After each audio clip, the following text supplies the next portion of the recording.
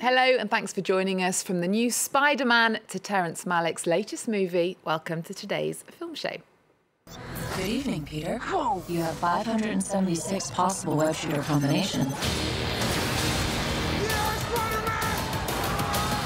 thought we could just roll and tumble, live from song to song, kiss to kiss. And as I still walk on.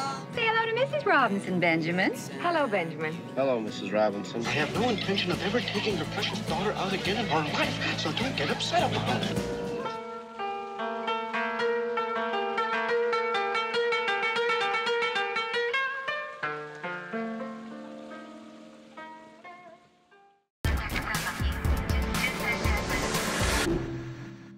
And we're joined in the studio by our film critic, Lisa Nesselson. Lisa, hello. Louise. And we're starting with the new SpiderMan Homecoming. It's a huge success at the box office. Is it any good, though?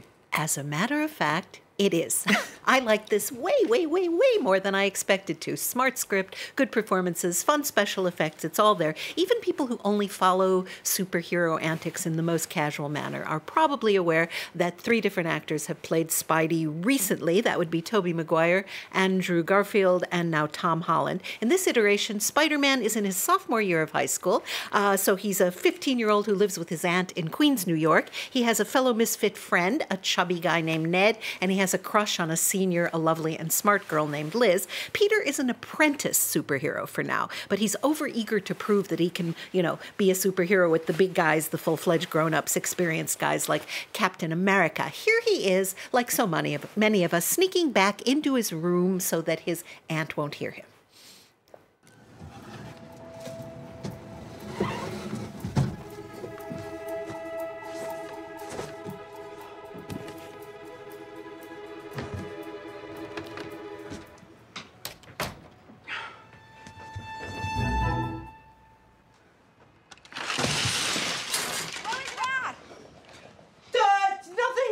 Spider-Man.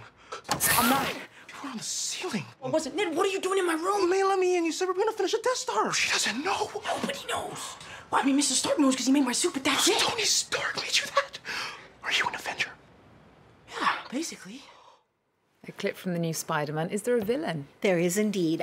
He's played by Michael Keaton. He's a scrapped metal dealer who wants to get back at society because of something dating back to the attacks of September 11, 2001. He is definitely a bad guy, but we understand his motivations. And here's a tip. Stay until the very, very, very end of the movie. Do not get up until the lights go on in the theater because you will see something that you will be very smug about for the rest of the day. Don't leave the theater. Okay, good advice. Well, next to a film from Terrence Malick, a name that gives some film enthusiasts a big rush. Out this week in France is Song to Song.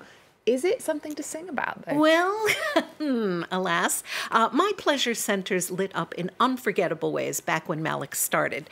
His first feature, Badlands, in 1973, and in 1978, Days of Heaven. And I even remember saying to a film school colleague, if I could just see one movie this good every year for the rest of my life, I'd be thrilled. Yeah, that's not what's been happening for the last few years. And there are 2 ways, I figure, to look at what Malick has been doing of late. You can either say, okay, he's doing something and I just don't get it, or you can say, there really isn't anything to get. He enlists incredibly attractive people, follows them around with swooping cameras as they look at stuff, and then there's nature and there's luxury and there's voiceover accompaniment. This film is like a hologram. It seems as if any snippet contains all the other snippets, so that can be either enthralling or boring, and every frame houses a bit of Malick's DNA. Let's take a look.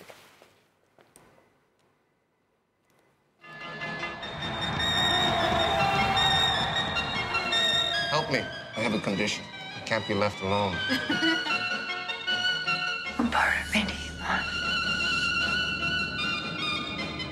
He's after you.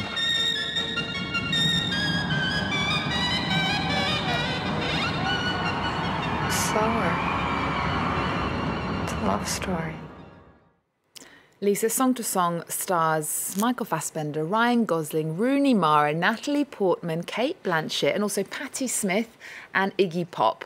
How can that not be interesting? That's the very thing I asked myself while I was sitting through it. It's not completely uninteresting because the people you listed are always fun to look at, but it's rambling and self-indulgent to the point of silliness. And it's not a good sign when Patti Smith just saying things off the cuff about her own life is infinitely more interesting than anything the fictional characters are saying or doing. It's set in Austin, Texas. It introduces us to a powerful record producer, played by Fassbender, who lives in gorgeous digs, drives a Ferrari, and is very interested in women who tend to look a lot like each other. For example, Rooney Mara and Natalie Portman. Rooney Mara's character takes up with Ryan Gosling, and the three of them make up a creative, fun-loving triangle until they don't. At some point, Ryan Gosling is also involved with Cate Blanchett. It is, at best, an attempt to get down on film what it feels like to be in love, to look at nature, to examine your soul, etc., while having lesbian dalliances and the occasional three-way. Some voiceover lines I jotted down include, "I revolted against goodness. I thought it had deceived me, and the world builds a fence around you. How do you get through?" There are some genuine insights, but too many of them sound like they were copied off postcards at the Museum of Rough Drafts. I have to say, Malick is remaining absolutely true to himself as an artist. It's just that for me, the thrill is gone. Okay. Oh, okay. We'll move on now to the film The Graduate. It was made 50 years ago and it's being re-released in France this week.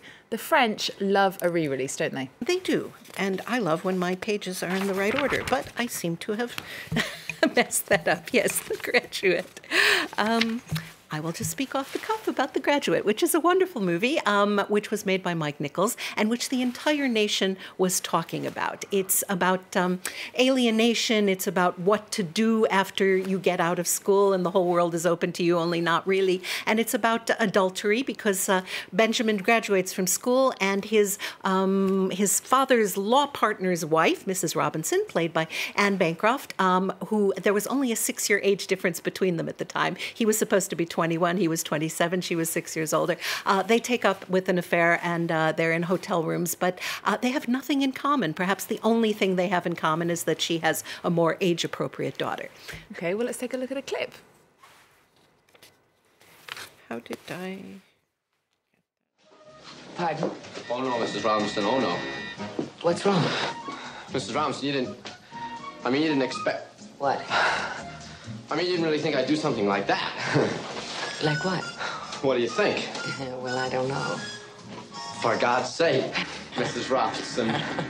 Here we are. You got me into your house. You give me a drink. You put on music. Now you start opening up your personal life to me and tell me your husband won't be home for hours. So? Mrs. Robinson, you're trying to seduce me. It seems, though, that France are always re-releasing things, that it's not a big deal. Indeed they are, and I'd like to point out something absolutely different between, say, the United States and France, which is that there is no hot movie-going season like the summer, and because awards mean so little in France, everyone's not packing the good movies for grown-ups into November and December so that they'll be nominated for awards. So the result is you can see good movies every week of the year. They're not just all crammed into one place.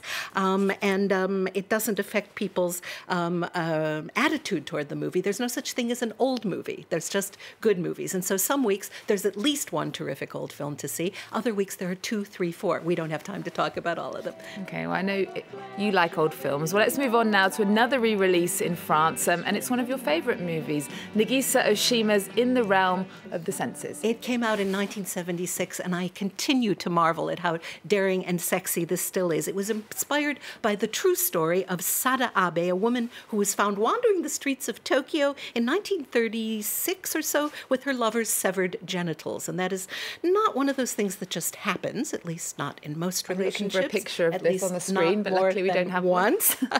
I love the categories it's listed under on French websites about movies in this order: porno, drama, love story, historical drama. So really, what more could you ask for in one movie? The film, which features unsimulated sex acts, which definitely contribute to this atmosphere of an obsessive, escalating, all-consuming relationship, was only made possible because it was produced by the legendary French producer Anatole Daumont. In fact, they shot it in Japan with the Japanese cast and crew, but all of the film was sent undeveloped to France to be developed and for the film to be put together. It ran into censorship films in some countries all the the way into the 1990s. You could argue that it's even more interesting now because the power plays. The man is very powerful and from the upper class, and she's a lowly servant, but they absolutely can't get enough of each other. And so those power dynamics. And you still have to be 16 to buy a ticket, even here in France. So you think it's still worth going to see even today? It's still relevant? Well, it's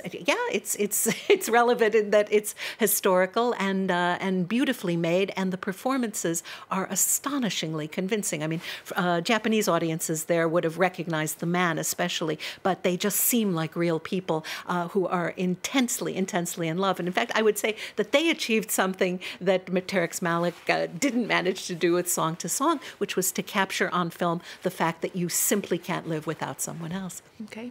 Lisa Nesselson, thank you so much for being with us. And we can't live without you here on The Film Show. We're going to leave you with that. Nagisa Oshima's In the Realm of the Senses. Remember our website. We're also on Twitter and Facebook. There's more news coming up on France 24 after this.